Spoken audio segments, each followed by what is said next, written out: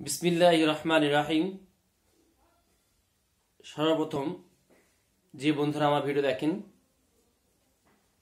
তাদেরকে প্রত্যেকে জানাই ওয়েলকাম, স্বাগতম, এবং আমার অন্তরের অন্তঃস্থল থেকে জানাই ভক্তিপূর্ণ সালাম ও শুভ্রম সম্ভাষণ। আসসালামু আলাইকুম ওয়া রাহমাতুল্লাহি ওয়া বারাকাতুহু।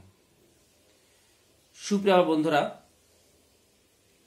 আজকে আমি একটা গুরুত্বপূর্ণ বিষয় নিয়ে আলোচনা করতে চলেছি। সেটা হচ্ছে যে কোনো পুরুষ কোনো মহিলাকে বা কোনো মহিলা কোনো পুরুষকে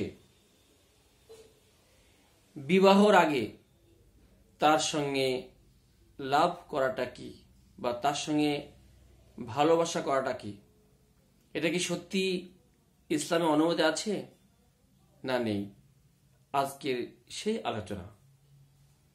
তো বন্ধুরা, একটু আগে চলা যাক। যে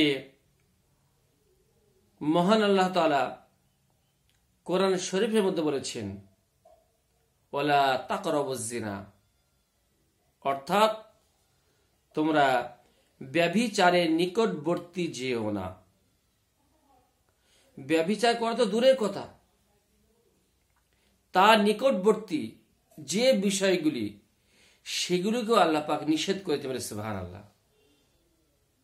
আজকে যদি আপনার কোনো পুরুষের সঙ্গে কোনো নারীর সম্পর্ক হয়, কোনো নারী যদি কোনো পুরুষের সঙ্গে বিবাহের আগে সম্পর্ক হয়, সেই সম্পর্কটা কিন্তু আস্তে আস্তে অতি জটিল জায়গায় পৌঁছে যায়। প্রথমে আপনি কোনো পুরুষকে দেখলেন, তার সঙ্গে কিছু কথা আলাপ আলোচনা হলো, কোনো মহিলার কোনো পুরুষের সঙ্গে দেখা সাক্ষাৎ হলো, কিছু আলোচনা হলো, আলোচনা। কিন্তু এই যে আলোচনাটা আস্তে আস্তে অতি কঠিন জায়গায় পৌঁছে যায়, এবং সেই পৌঁছানোটা যে পরবর্তীকালে এত মারাত্মক রূপ ধারণ করে, যা বলা হয়েছে ছেলের বা মেয়ের, পুরুষ বা মহিলার, তাদের জীবন বিপন্ন হয়ে যেতে পারে। সেই জন্য মহান আল্লাহ তাআলা পৃথিবীবাসীর জন্য মুক্তির জন্য বলেছেন ওয়ালা তাকরাবুজ জিনা, অর্থাৎ ব্যভিচার করা তো দূরের কথা, জিনা করা তো দূরের কথা, তার যে ব্যভিচার করার পূর্বে যা কিছু প্রয়োজন, যে ঔষধ প্রয়োজন, সে ঔষধগুলো যাতে ব্যবহার না করা হয়।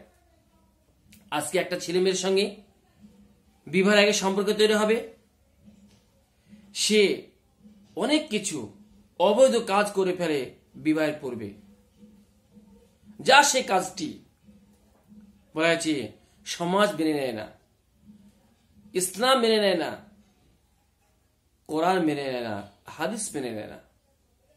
সেই জন্য আমার প্রিয় বন্ধুরা, বিশেষ করে আমি বলবো যে আমাদের যুবক ভাই বোনদেরকে যে আমরা এর থেকে সতর্ক হয়ে যাব।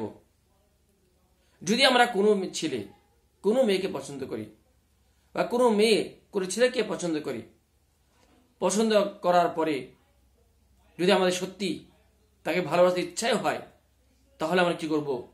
আমাদের গার্জেনরা, আমাদের যারা বাড়ির গার্জেন আছে, তেনাদেরকে বলবো, তেনারা সম্মতিকরণে একটা, যে আল্লাহ তাআলা বলেছেন ওমা খলাকনাকুম আজওয়াজা, আমি তোমাদেরকে জোড়া দ্বারা সৃষ্টি করেছি, যেমন বাঘ বাঘিনী, ময়ূর ময়ূরী, মহিলা পুরুষ ইত্যাদি ইত্যাদি।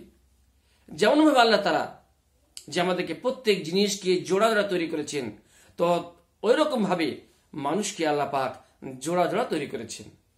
যদি আমাদের কোনো পুরুষ কোনো মহিলাকে জোড়া বানানোর ইচ্ছা হয়, কিংবা কোনো মহিলা পুরুষকে জোড়ানোর জন্য, জোড়া তৈরি করার জন্য ইচ্ছা পোষণ করে, দাম্পত্য জীবন তৈরি করার ইচ্ছা করে, তখন কিন্তু আমরা আমাদের গার্জেনকে বলবো, আমাদের সমাজকে বলবো, সমাজ আমাদের সে ব্যবস্থা করে দেবে।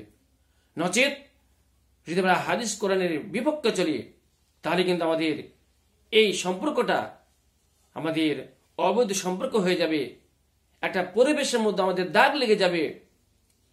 যার কারণে আল্লাহ পাক বলেছে বিবাহের পূর্বে আমাদের মধ্যে কোনো রকমের লাভ ভালোবাসা করা চলবে না।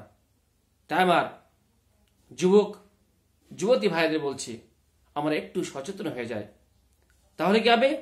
আমাদের জীবনটা হবে, যদি আমরা আল্লাহ এবং আল্লাহ রসুলের তরিকা অনুযায়ী চলি, আল্লাহর হুকুম অনুযায়ী চলি, সত্যি আমাদের জীবনটা হবে গোলাপ ফুলের মতো সুন্দর। তাই আমার প্রিয় বন্ধুরা, যে আমরা প্রত্যেকেই আমরা এই বিবাহটা একদিন দুদিন খেলার জিনিস নয়, আমাদের তীক্ষ্ণ বেন দিয়ে বুদ্ধি দিয়ে আমাদের কাজ করতে হবে। যে বিবাহ, এই দাম্পত্য জীবন একদিন দুদিন নয়, এটা আপনার সারা জীবনের একটা জীবন ব্যবস্থা। সেই আমাদের দাম্পত্য জীবন যেন সুখময় হয়। আমরা প্রেম, ভালোবাসা, লাভ ইত্যাদি যা করব, কোনো পুরুষ কোনো মহিলাকে বিবাহ করার পর করবে, এবং কোনো মহিলা কোনো পুরুষকে বিবাহ করার পরে তাদের মধ্যে যে একটা মায়া মমতার ভাব তৈরি হবে, তাদের মধ্যে একটা মহাব্বত ভালোবাসা তৈরি হবে, এটা বিবাহ করার পর আপনি যত ভালোবাসা করবেন, যত লাভ করবেন, যত নিজেদের মধ্যে আত্মীয়তা তৈরি করবেন, তত আল্লাহ কাছে সওয়াব বলে সুবহানাল্লাহ। কিন্তু যদি এটা আপনি বিবাহ আগে করেন, আপনি যা করবেন সে ছোট্ট করুন আর বড় করুন, এটা আপনার কাবিরা গুনাহ হবে, যে গুনাহ তওবা ছাড়া মাফ হবে না। তার প্রিয় বন্ধুরা আমার, প্রত্যেকে আমরা চেষ্টা করব যে দাম্পত্য জীবন যেন তৈরি করতে হয়। তাহলে আমরা কি করব? বিবাহ করার পরে বৈধভাবে আমরা দাম্পত্য জীবন তৈরি করব। তাহলে কি হবে? আমরা এই জগতে কামিয়াবি হব এবং আমরা আখিরাতে কামিয়াবি হব, যার আমাদের সুখময় জিন্দিগি হবে। বলা হয় যে বিয়ের পরে যে আপনার নারী, বলা হয় যে নারী যদি আপনার দিনদার হয়, তাহলে পুরুষ যদি দিনদার হয়, তার বলে সে দাম্পত্য জীবনটা তৈরি হয় একটা জান্নাত স্বরূপ। আর যদি আপনার এই দাম্পত্য জীবনটা যদি সুখময় না হয়, দিনদার না হয়, পরেশগার না হয়, তাহলে বলা আছে বাড়ির মধ্যে, সংসারের মধ্যে আমাদের জাহান্নাম তৈরি হয়ে যায়। তার প্রিয় বন্ধুরা, যে যেখান থেকে আমার ভিডিও দেখেন, আপনাদের ছোট্ট ভাই হিসাবে আপনাদেরকে সঙ্গে বলছি, আমার চ্যানেলটি সাবস্ক্রাইব করবেন এবং বন্ধুদেরকে শেয়ার করবেন। এটা আপনার আখিরাতে বলা আছে নাজাতের জরিয়া হবে, সাদকার জরিয়া হবে। বলা আছে ভালো কাজে যদি আদেশ করেন, তাহলে কি হবে? আপনার বলা আছে নেকি পাবেন।